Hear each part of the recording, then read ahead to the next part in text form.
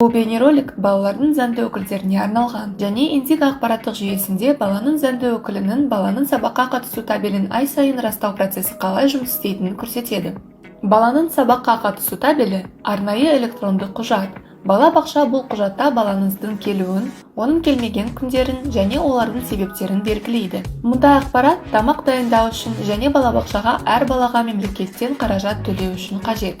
Бала-бақша табелді күн сайын толтырып отыруы тиіс. Ал ата-ана индиканың жеке кабинетінде өз баласының табелін көре алады. Сабаққа қатысу табелін қараудан басқа, ата-анаға табелді тексеру және келісу міндеті жүктелген.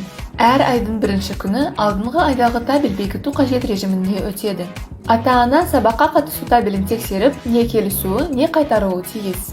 Келісу процесіне ата-анаға әр айдың бірінші 15 күндері аралығында уақыт беріледі. Егер ата-ана 2 ай бойы табелді тексеру процесін елемейтін болса, ваучердің күші жойылады, ал бала-бақшадан шығарылады.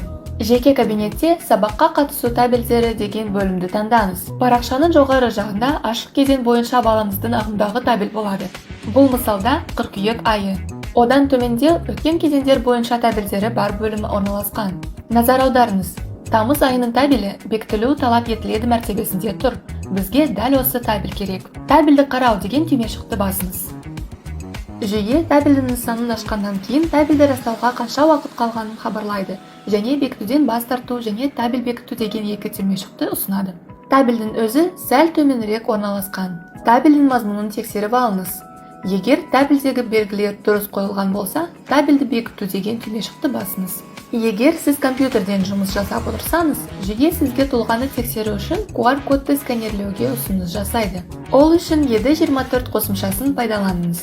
E24 қосымшасын қайдан алуға және қалай орнатуға болатынын түсіндіретін роликті қараңыз. Егер сіз E24 қосымшасы орнатылған мобильді телефоннан жұмыс істейтін болсаңыз, QR-кодты сканерлеудің қажеті жоқ. Тұлға расталғаннан кейін жүйе табелді төлемге жіберуге ұсыныс жасайды. Жөнелту деген түймешікті басыңыз. Осымен табелдің бекітілуі аяқталды. Егер сіз балаңыздың сабаққа қатысу табелінде қателерін барын анықтасаңыз, бекітуден бас тарту деген түймешікті басыңыз. Бұл жағдайда жүйе мәтін жолында бас тарту себебін көрсетуді сұрайды. Бұл жолда табелдегі қандай күндер және неліктен дұрыс толтырылмағанын жазуыңыз керек. Содан кейін бекітуден бас тартып, бұл ақпаратты жөнелту керек. Табел бекітілген немесе бас тартылған жағдайда жүйе E24 қосымшасында ата-аналардың жасаған әрекетін тіркеу үшін тиісті хабарлама жібереді. Мұндай хабарламаларды үнемі толық және мұқият оқуыңызды сұраймыз. Табелді келісу бұл ата-ананың жай міндеті ғана емес, табел қаржы құжаты болып табылады. Табелдегі ақпарат негізінде мектепке дейінгі ұйымдарға бюджеттен қаражат бөлінеді. Өте маңызды. Егер ата-ана баланың сабаққа қатысуы туралы дұрыс емес деректерді қамтитын табелді растаса, бұл бюджет қаражатының талан-таражға салынуына алып келеді. Және бұл Қазақстан Республикасының қолданыстағы заңнамасына сәйкес жауапкершілікке алып келеді.